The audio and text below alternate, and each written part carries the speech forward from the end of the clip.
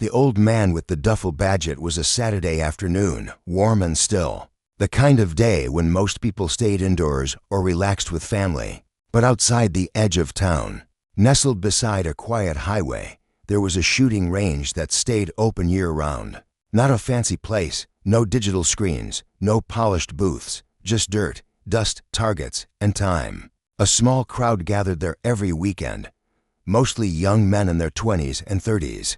They wore camo gear, sunglasses, and expensive ear protection. They talked loud and laughed louder.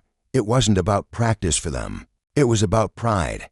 They competed for who could shoot the fastest, who could reload like a movie star, who looked coolest while doing it. This particular day, their voices rose when they saw someone walking in alone. An older man, thin, quiet, wearing worn jeans, a black t-shirt, and a baseball cap that covered most of his face. He carried a duffel bag over his shoulder and walked with a calm, steady pace. Some of them glanced at him. A few chuckled.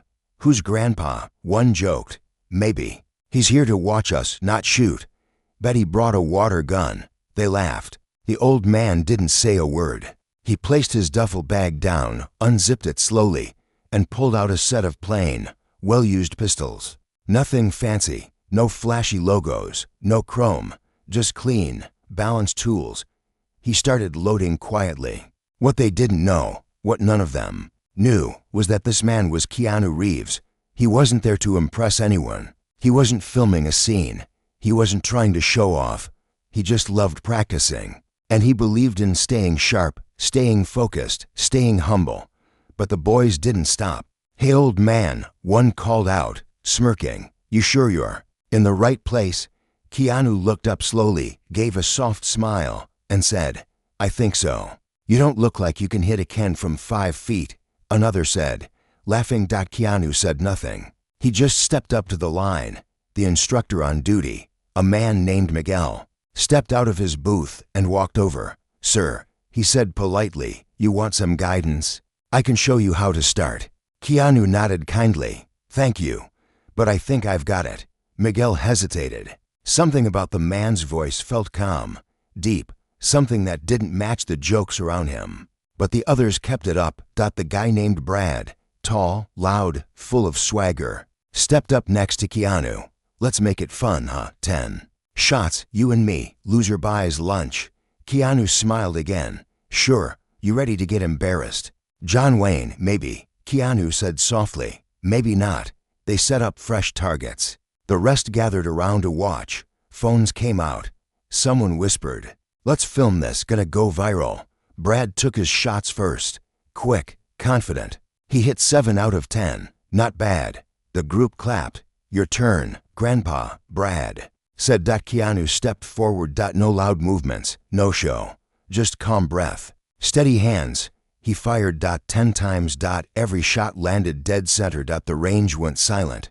No one said a word. Keanu stepped back, unloaded carefully, and nodded. Double quotes, "Thanks for the warm-up," he said. Brad blinked.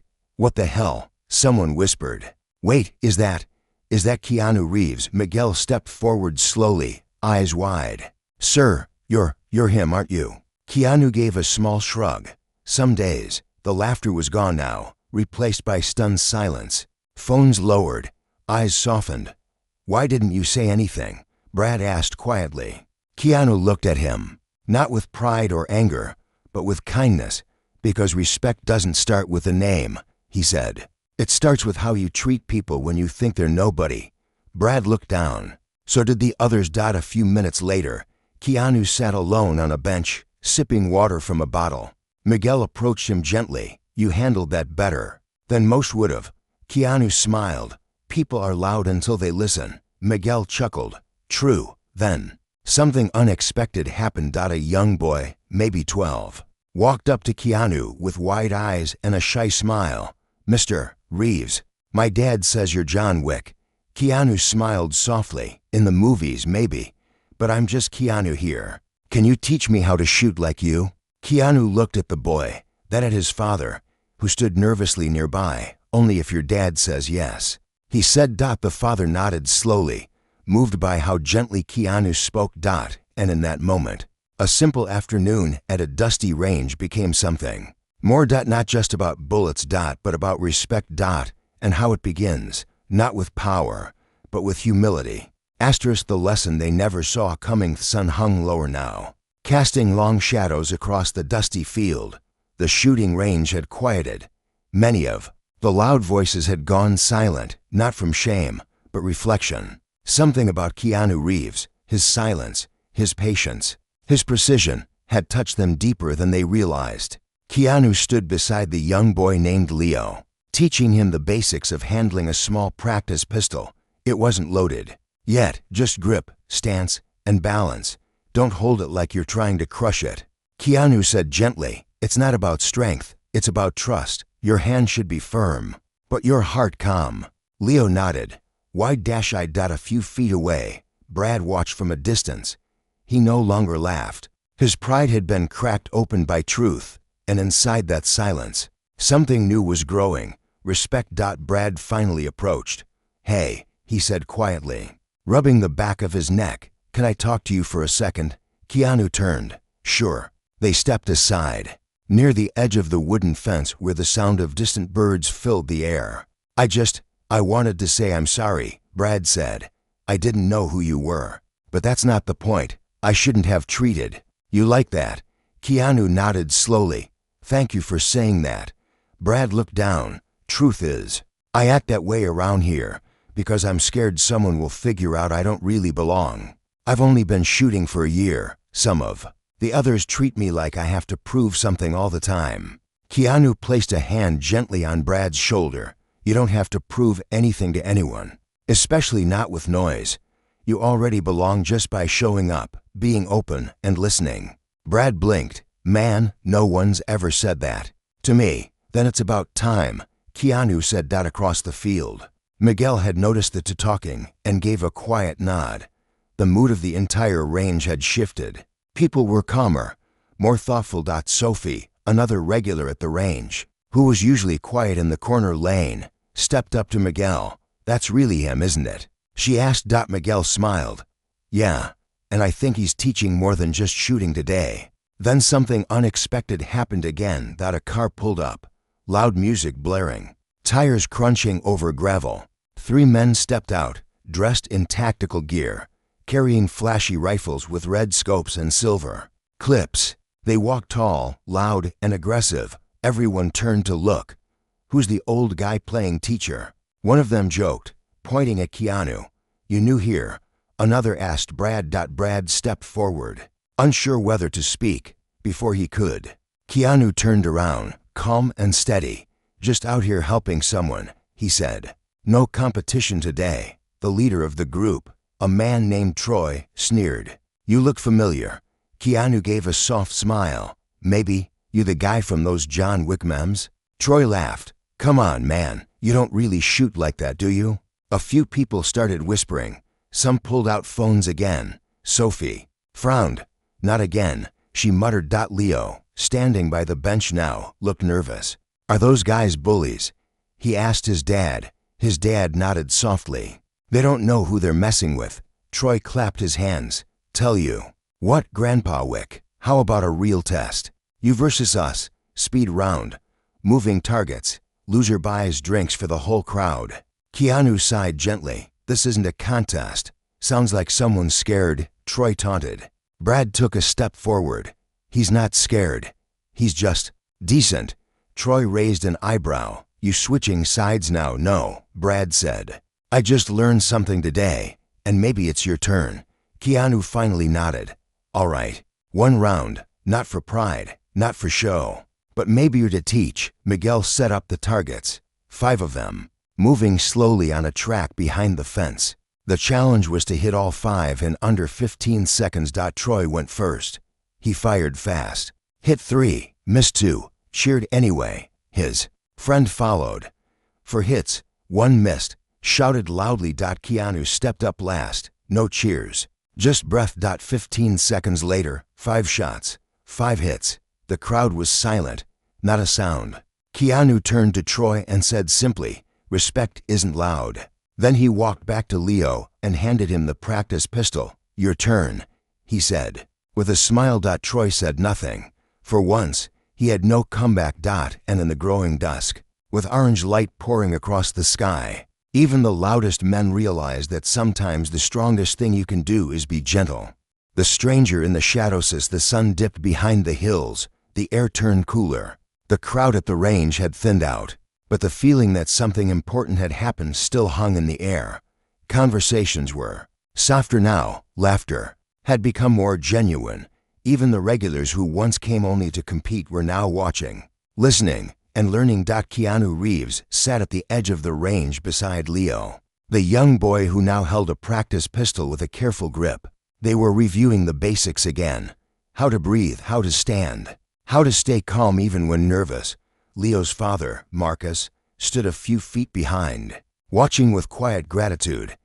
He had brought his son here only for a bit of fun, never expecting a Hollywood legend, the man behind John Wick, to teach his boy more than just how to shoot. Keanu had become something more than a movie star that day. He had become a guide. But as Keanu showed Leo how to align the sights, something strange happened. A man walked in from the parking lot. He didn't speak. He didn't smile. He wore a heavy jacket, though it wasn't cold, and a plain black cap. His eyes scanned the area like he wasn't here to shoot, but to watch. Sophie noticed him first. "Miguel," she whispered, pulling at the instructor's sleeve. "Do you know that guy?" Miguel looked. "No, never seen him before." The man stayed at the far edge, near the tree line, barely in the light. He didn't take out any gear. He just stood there, hands in pockets, eyes locked on Keanu. "That's odd," Sophie said. Keanu noticed too. He finished the lesson with Leo, then walked over to the bench and grabbed a bottle of water. The man didn't move, didn't blink, just watched. "You see him?" Miguel asked quietly as he approached Keanu. "Yes," Keanu said. "He hasn't looked away since he arrived. Should we ask him something?" "Not yet." But the feeling grew heavier. Keanu had lived long enough, trained hard enough, and seen enough places to know when someone was out of place. The man wasn't curious. He was calculating. Sophie, who was still nearby, stepped a little closer to Keanu. "Do you think he knows you?" "Maybe," Keanu said. "But the question is, why is he here?" A few minutes later, Troy and his two loud friends walked toward their truck, humbled by the earlier events. One of them nodded respectfully at Keanu as they passed. Troy, surprisingly, did the same. As they drove away, the strange man stepped forward. "Mr. Reeves," he said finally, his voice low and dry. "Got a minute?" Keanu turned. "Depends. Who's asking?" "Someone who remembers," the man replied. "You trained at Tehran Tactical, right? Years ago." "I was there." Keanu narrowed his eyes slightly. "What's your name?" "Name's not important.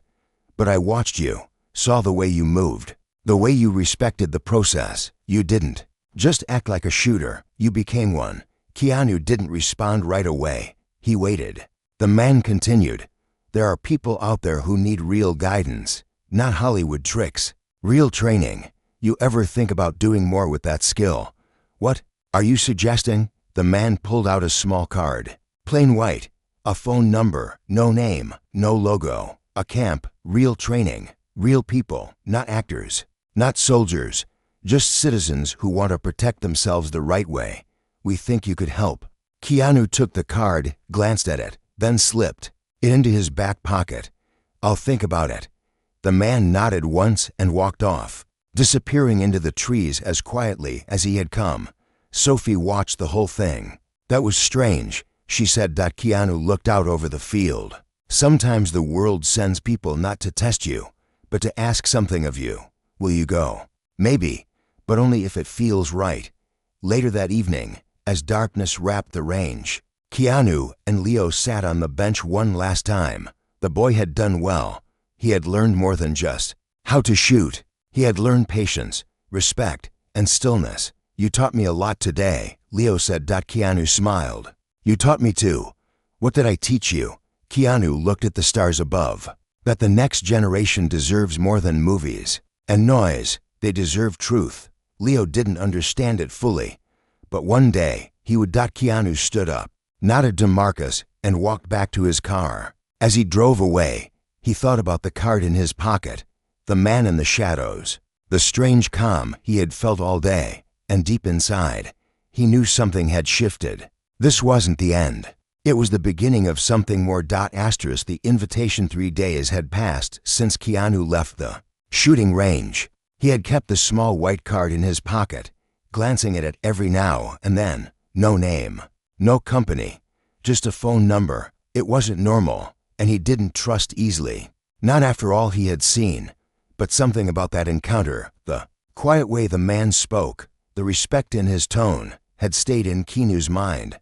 On the 4th morning, just after sunrise, Keanu stood on his balcony holding a mug of coffee. The sky was soft orange. The city below had not yet started buzzing, and something in his chest told him today was the day to call. He took out the card and dialed the number. It rang twice. Then a voice answered. Not a machine, not a secretary, just calm and clear. You're ready, aren't you? Keanu paused. Who is this? Someone who believes you can do more than act like a hero. You've been practicing alone. Now it's time to teach. Teach what?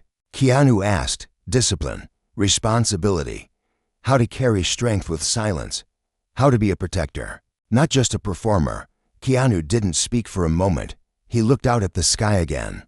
Where? He asked. The voice replied. Just outside town, abandoned train depot. Saturday, noon. The call ended. No names, no questions, just a place and time. That Saturday came quickly. Keanu packed lightly, not with weapons, but with essentials: gloves, water, first aid, a simple training pistol, and the heart to listen. When he arrived at the depot, he found it quiet. A long stretch of cracked concrete, rusted rails, and tall weeds. But in the center, a dozen people stood waiting. They were not soldiers, not professionals, just regular men and women. A nurse, a delivery driver, a single mother, a retired coach, even a shy teenager. And the man from the range was there again, wearing the same jacket. Welcome, he said. What is this place? Keanu asked. It's called Sentinel Group, the man said. We don't train for war. We train for peace, for confidence, for the quiet strength needed when no one else stands up. Keanu nodded slowly. The man continued. Some of us have been through things, others are just scared of this world. But we all need someone who shows us how to face fear without turning cold. Keanu looked at the group. Some were stretching, others setting up basic targets. A few looked unsure, but they were here. Why me? Keanu asked. The man smiled. Because they know John Wick, but they don't know Keanu Reeves, and that's who they really need. That day, Keanu taught in silence first. He watched them move. He corrected small things: grip, posture, breathing. He spoke gently, never raised his voice, never showed off, and something began to shift. The young woman who flinched at every shot slowly learned to steady her hands. The older man who hadn't held a gun in 20 years stopped shaking. The teenager who barely spoke started asking questions. At lunch, they all sat on the ground, sharing sandwiches and water. Keanu listened to their stories. Not about guns, but about life. The woman had been followed home once, too afraid to tell anyone. The delivery driver had been mugged twice. The shy teen had been bullied for years. None of them wanted violence. They wanted peace of mind. Keanu understood that more than anyone. Before leaving that day, the man in the jacket handed Keanu a worn journal. Write what you learn here, he said. You're not just helping them, you're helping yourself. Keanu nodded, accepting it. As he walked to his car, one of the women called out, Will you come back next week? He turned. Yes, he said, as long as you keep coming too. And they smiled. That night, Keanu wrote in the journal, Today, I remembered that strength is not in what we hold, but in what we carry for others. The world didn't hear about what happened that Saturday. No headlines, no photos, no fame. But inside that quiet train yard, something beautiful had begun. And it was only the beginning. The one who didn't want help. A week later, Keanu returned to the train depot just before noon. The air was warm, the sky soft with clouds, and the sounds of gravel crunching under footsteps echoed between the old buildings.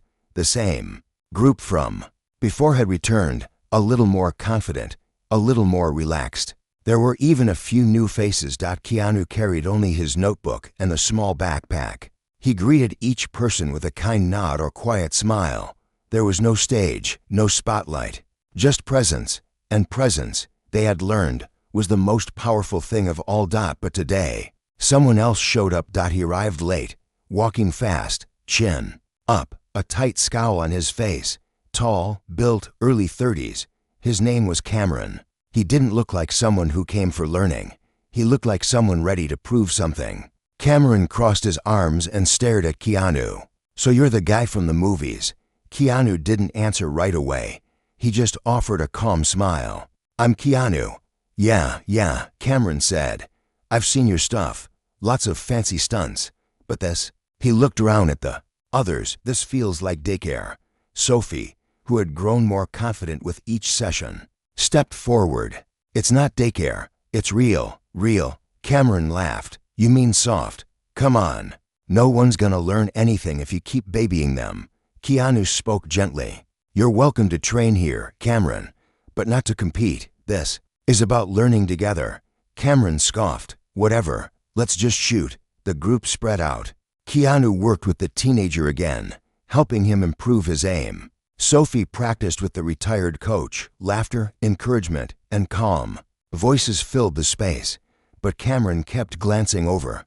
Then, suddenly, he raised his voice. "Hey, Keanu, why don't you show us what real shooting looks like? Impress us." The area went quiet. Keanu stood slowly, walked over, and asked, "Why is that important to you?" Cameron hesitated. "Because that's what this is about, right? Being the best." Keanu shook his head. "No, this is about being better, not than others. But then who you were yesterday." Cameron rolled his eyes. "So you're scared to lose?" Keanu looked around at the group, then back at Cameron. "I'll show you something," he said calmly. But not to impress, to teach. He walked to a stand, picked up the practice pistol, and set 5 clay discs on a rail 20 feet away. Then he asked Leo, the young boy from the earlier session, to come stand beside him. "Leo," Keanu said softly, "you remember what I told you about focus?" Leo nodded. Keanu handed him the pistol. "Show us." Everyone watched. Leo took a deep breath, aimed carefully, and fired 5 times. He missed the first 2, but hit the last 3. The group clapped. Keanu placed a hand on Leo's shoulder. "That's growth," he said. Cameron didn't clap. He stepped forward, grabbed the pistol, and fired 5 fast shots, hitting all 5 targets. "That's how it's done," he said proudly. Keanu smiled again. "Nice shooting. But what did you learn?" Cameron blinked. What did you learn in that moment?" Cameron frowned. "Nothing. I just proved a point." "Then it was just noise," Keanu said gently. The silence that followed was different this time. Not shame, not victory, just reflection. Later that day, as the group rested under the trees, Cameron sat alone on a bench. Sophie noticed him staring at the gravel, shoulders hunched. She approached quietly. "You okay?" He nodded, but his voice was low. "I lost someone last year, my brother. He always told me to protect people, to be strong. I thought strength meant being tough, showing off. I guess I forgot the rest." Sophie sat beside him. "You didn't forget. You're just remembering now." Cameron looked up and saw Keanu watching from a distance, not judging, just present. He stood up and walked over. "I'm sorry," Cameron said. "You were right. I was trying to prove something because I didn't know how to let go." Keanu nodded. "Letting go isn't weakness, it's courage. Can I come back next week?" "Only if you bring your heart," Keanu said softly. Cameron smiled, and for the first time that day, it was real. Before leaving, Keanu sat down and opened his notebook. He wrote, "The loudest man in the room is often the one in pain, but even pain can become peace when listened to, not punished." That evening, as the sun dipped low again, Keanu stayed behind a little longer. He packed up slowly, watching the light fade across the cracked train yard. And for the first time in a long time, he didn't feel like an actor. He felt like something more. The quiet Michiona month had passed since Keanu first stepped into that old train depot. For Saturdays, for days of dust, training, honesty, and healing, The group had grown stronger, not just in skill, but in spirit.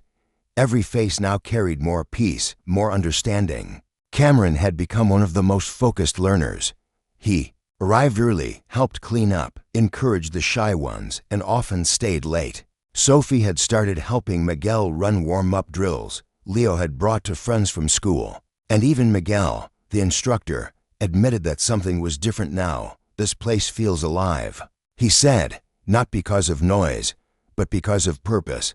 But Keanu knew something was coming. He had kept quiet about it. The email he received from a private military trainer. It wasn't a threat. It was an invitation. A secret group had heard about what he was doing. They claimed they supported what he stood for. But they wanted more. They wanted to bring cameras, turn the training into a business, open franchises, build a brand. Your name brings in eyes. The message read, use it, teach the world. Keanu didn't reply, because this was never about making noise. This was about making change. On the 5th Saturday, he gathered the group under the tree before training began. The air was warm, and the sky above stretched wide and blue. I need to tell you something, Keanu said softly. I was offered a chance to take this bigger, to turn what we do here into something public, something branded. Some faces looked hopeful, others looked worried. But I said no, he continued, because this space is sacred. It's built on trust, not attention. Sophie nodded. Leo whispered, thank you. Cameron asked, so what now? Keanu looked around at every single face. Now, he said, you take what you've learned and pass it on. Maybe not with weapons, maybe not with drills, but with presence, with stillness, with patience. You teach the world by how you treat it. The group stood in silence for a moment. Then Cameron raised a hand. I'd like to lead a session next time, he said. Keanu smiled. You're ready. After the session that day, Keanu packed up slower than usual, his movements calm, his gaze soft. He looked around the field, the broken rails, the cracked ground, the tree that had become their quiet classroom. Miguel approached. You're leaving, aren't you? Keanu nodded. My work here is done. Your work is just beginning. You're not gonna say goodbye. Keanu looked toward the group one last time. Some were laughing, some stretching, some hugging. I already did, he said. Before he walked away, he left something behind. His notebook, the one he'd been writing in since day one. On the first page, he wrote, this notebook belongs to all who choose to protect with kindness. He placed it on the bench under the tree. Then he walked out through the gate, the sound of gravel crunching under his boots. He didn't look back, because the mission wasn't his alone anymore. He had planted something, and it was growing. The headlines never told this story. There were no awards, no ceremonies, no spotlight. But one boy stood taller now. One man forgave himself. One woman found her voice, and many learned what strength really meant. Not the kind that breaks walls, but the kind that breaks silence. And in a world full of noise, that kind of strength was the loudest of all.